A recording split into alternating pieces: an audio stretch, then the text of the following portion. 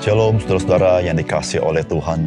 Berita yang sangat penting yang Alkitab sampaikan kepada kita di dalam perjanjian lama dan di dalam perjanjian baru adalah bahwa Tuhan Allah menyertai umatnya. Saudara, di dalam perjanjian baru, maka Allah menyatakan kepada kita melalui Yesus Kristus bahwa dialah Immanuel. Dia menyertai kita sampai kesudahannya. Saudara, berita ini berita yang sangat besar. Siapakah kita sehingga Tuhan mau menyertai kita? Saudara, semata-mata karena Tuhan mencintai kita. Salam jumpa dalam program Tuhan adalah Gembalaku. Saudara, seberapakah penting bagi saudara penyertaan Tuhan di dalam kehidupan saudara? Sejauh mana saudara menghargai penyertaan Tuhan dalam kehidupan saudara sebagai orang percaya? Yesus Kristus disebut juga Immanuel, yaitu Allah beserta kita. Karena ketika kita percaya kepada Yesus Kristus, maka kita mengalami penyertaan Allah di dalam kehidupan kita. Saudara, ada kalanya sebagai orang percaya, kita dapat saja lebih menghargai penyertaan berkat-berkat Tuhan daripada penyertaan Tuhan. Dari mana kita tahu? Ketika kita mulai merasa tidak diberkati, maka kita mulai tidak senang dan tidak puas. Atau ada juga yang mengeluh. Tapi ketika kita diberkati atau merasa diberkati, maka kita bergembira dan bersyukur. Saudara, pertanyaannya adalah, apakah saudara bersyukur untuk penyertaan Tuhan di dalam kehidupan saudara? Saudara, mari kita membaca 1 Samuel pasal 4 ayat 12 sampai 22. Seorang dari suku Benyamin lari dari barisan pertempuran, dan pada hari itu juga ia sampai ke Silo dengan pakaian terkoyak-koyak dan dengan tanah di kepalanya. Ketika ia sampai, Eli sedang duduk di kursi di tepi jalan menunggu-nunggu, sebab hatinya berdebar-debar karena tabut Allah itu.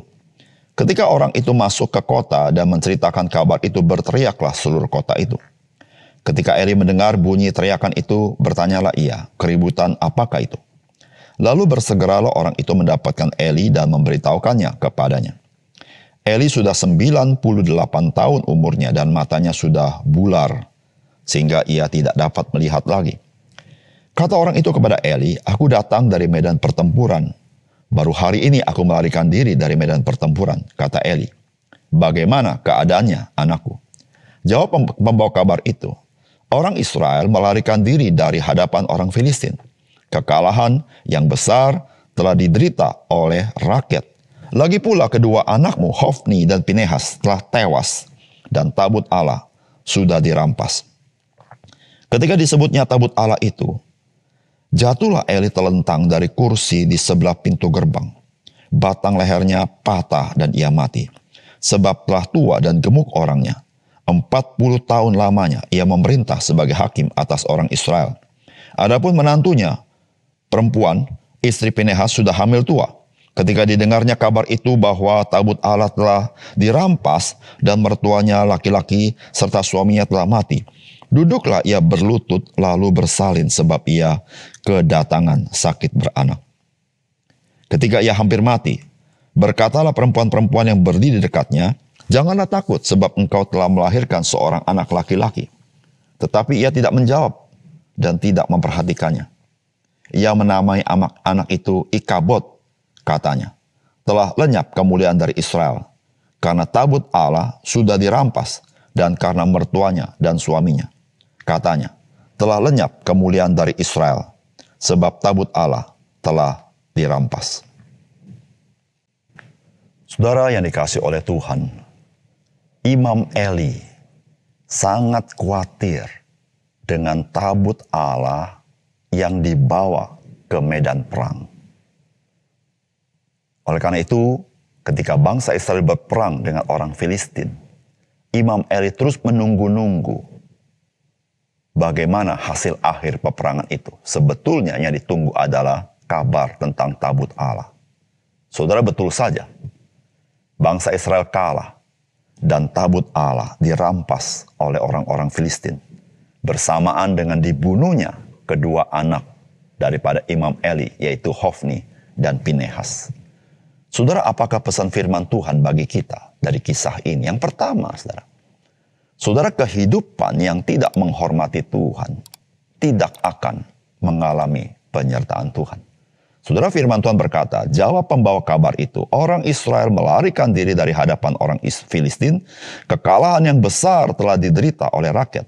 Lagi pula, kedua anakmu, Hofni dan Pinehas, telah tewas dan tabut Allah sudah dirampas.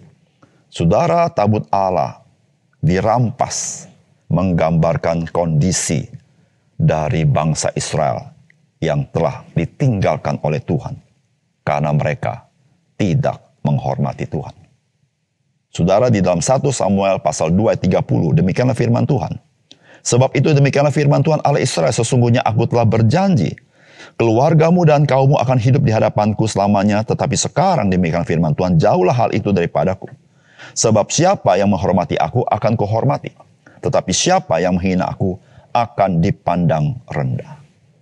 Saudara, Alkitab memberitahukan kepada kita bahwa Imam Eli lebih menghormati anak-anaknya daripada menghormati Tuhan. Mengapa demikian? Karena Imam Eli sama sekali tidak menegur dengan keras bagaimana anak-anak Imam Eli tidak menghargai korban-korban yang dibawa kepada Tuhan. Saudara yang kasih dalam Tuhan, Imam Eli seharusnya menegur keras anak-anaknya yang tidak menghormati ibadah kepada Tuhan. Saudara, mengapa Imam Eli lebih menghormati anak-anaknya? Imam Eli pun jatuh di dalam dosa yang sama, karena dia menikmati hasil curian dari korban sembelihan yang dicuri oleh Hofni dan Pinehas. Saudara yang kasih dalam Tuhan, tabut Allah dirampas oleh orang Filistin, memberitahukan kepada bangsa Israel bahwa Tuhan meninggalkan mereka. Saudara, Alkitab menceritakan bagaimana Imam Eli terkejut ketika tabut Allah dirampas atau tabut Allah dibawa pergi oleh orang-orang Filistin sehingga orang Israel kehilangan tabut Allah. Tetapi Imam Eli tidak pernah terkejut ketika Tuhan meninggalkan umatnya. Saudara yang dikasihi oleh Tuhan, Imam Eli dan anak-anak daripada Imam Eli, mereka tidak menghormati Tuhan. Saudara, disitulah saudara yang kasih dalam Tuhan, orang Israel tidak mengalami penyertaan Tuhan. Saudara yang kasih dalam Tuhan, kita sebagai orang percaya, Tuhan berjanji, aku menyertai kamu sampai kesudahan zaman. Namun saudara yang kasih dalam Tuhan, ketika kita tidak hidup yang memperkenankan Tuhan, saudara dan saya tidak mengalami penyertaan Tuhan. Yang dimaksud dengan tidak mengalami penyertaan Tuhan adalah, saudara, penyertaan Tuhan selalu dinyatakan dengan kuasa Allah yang menyertai kita, sehingga kita menjadi orang-orang yang menang. Saudara, ketika kita hidup tidak memperkenankan Tuhan, saudara dan saya tidak mengalami kuasa Tuhan yang membuat engkau menang secara rohani. Saudara, Tuhan Yesus berkata, aku menyertai engkau. Betul, dia terus menyertai engkau. Tetapi saudara, ketika engkau tidak mau bergantung kepada dia, engkau tidak mengalami penyertaan dia dalam arti engkau tidak mengalami kuasanya di dalam hidupmu. Oleh karena itu saudara, ada orang-orang Kristen bertanya, apa bedanya saya sebagai orang Kristen dan sebelum saya orang Kristen? Karena hidup saya sama saja. Saya seperti ini, dalam arti seperti ini, kalah terus. Yaitu karena bukan Tuhan tidak menyertai engkau, tapi engkau tidak mengalami penyertaan Tuhan atau kuasa Tuhan. Karena engkau tidak menghormati Tuhan. Saudara, ketika kita tidak menghormati Tuhan, yang menyertai kita, maka kita tidak akan mengalami penyertaan Dia, dalam arti tidak mengalami kuasanya yang besar itu, yang memberikan kita kemenangan dalam kehidupan kita. Oleh karena itu, saudara yang kasih dalam Tuhan, kita sudah disertai Tuhan. Mari kita menghormati Tuhan yang menyertai kita, sehingga kita mengalami sesungguhnya penyertaan Dia melalui kuasa dan kasih-Nya di dalam hidup kita. Yang kedua, saudara, kehadiran Tuhan menyatakan kemuliaan Tuhan. Saudara, firman Tuhan berkata, Ia menamai anak itu Ikabod, katanya, telah lenyap kemuliaan dari Israel, karena tabut Allah sudah dirampas, dan karena mertuanya dan suaminya, katanya, telah lenyap kemuliaan dari Israel, sebab tabut Allah telah dirampas. Saudara, Alkitab memberitahukan kepada kita bahwa semua manusia telah berbuat dosa dan telah kehilangan kemuliaan Allah. Atau dalam bahasa terjemahan harafiah, telah kurang dari kemuliaan Allah. Artinya, saudara, bahwa manusia berdosa telah kehilangan untuk menyatakan kemuliaan Tuhan itu. Saudara, mengapa demikian? Karena manusia berdosa tidak disertai oleh Tuhan. Saudara, penyertaan Tuhan itulah yang membawa bangsa Israel menampakkan kemuliaan Tuhan. Saudara, itulah yang membedakan bangsa Israel dari bangsa-bangsa lain. Oleh karena itu, saudara, istri daripada Pinehas menyebut anak yang dilahirkan itu dengan nama Ikabod. Karena apa? Karena bangsa Israel telah kehilangan kemuliaan Allah, yaitu di mana tabut perjanjian Allah dirampas, yang menggambarkan Tuhan tidak menyertai mereka. Saudara, firman Tuhan di dalam Keluaran pasal 33 ayat 16 berkata begini, dari manakah gerangan akan diketahui bahwa aku telah mendapat kasih karunia di hadapanmu, yaitu aku dengan umatmu ini. Ini perkataan Musa. Bukankah karena engkau berjalan bersama-sama dengan kami, sehingga kami, aku dengan umatmu ini, dibedakan dari segala bangsa yang ada di muka bumi ini. Saudara yang kasih dalam Tuhan, penyertaan Tuhan itulah yang membedakan antara umat Tuhan dengan bangsa-bangsa lain.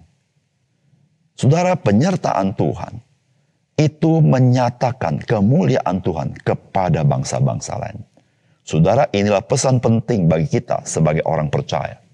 Saudara, penyertaan Tuhan di dalam hidup kita, saudara, itulah yang memampukan kita untuk menyatakan kemuliaan Tuhan. Saudara, kita tidak boleh lupa bagaimana Kristus berkata, kamu adalah saksi-saksiku. Saudara, ketika Tuhan berkata demikian, Tuhan berkata, suruh tunggu di Yerusalem sampai Roh Kudus turun. Mengapa demikian?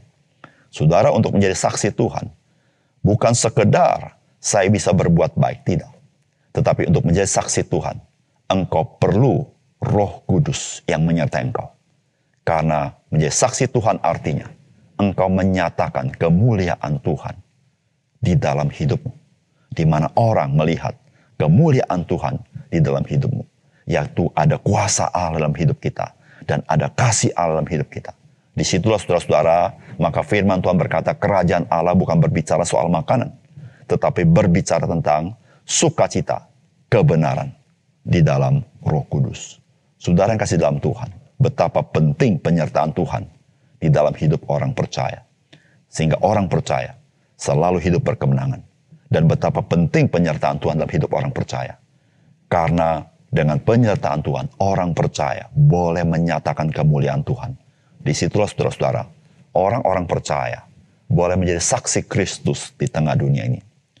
Bukan saja berkata, menceritakan mengenai Kristus kepada orang lain, tetapi kehidupannya menyatakan kemuliaan Tuhan. Saudara yang kasih dalam Tuhan, bukankah penting sekali penyertaan Tuhan dalam hidup kita? Oleh karena itu saudara, Tuhan sudah berjanji, Dia akan menyertai engkau dan saya sebagai orang percaya sampai kepada akhir zaman. Mari kita belajar menghormati Dia yang menyertai kita, supaya kita mengalami penyertaan itu. Mari kita berdoa. Bapa surga, terima kasih untuk kebenaran firman-Mu. Biar Engkau meteraikan dalam hati kami, supaya kami menghargai Kristus yang menyertai kami, sehingga kami mengalami penyertaan itu, yaitu mengalami kuasa dan kasih Kristus dalam hidup kami, sehingga kami boleh menyatakan kemuliaan Tuhan di tengah-tengah dunia ini. Terima kasih Tuhan. Dalam nama Tuhan Yesus kami berdoa. Amin.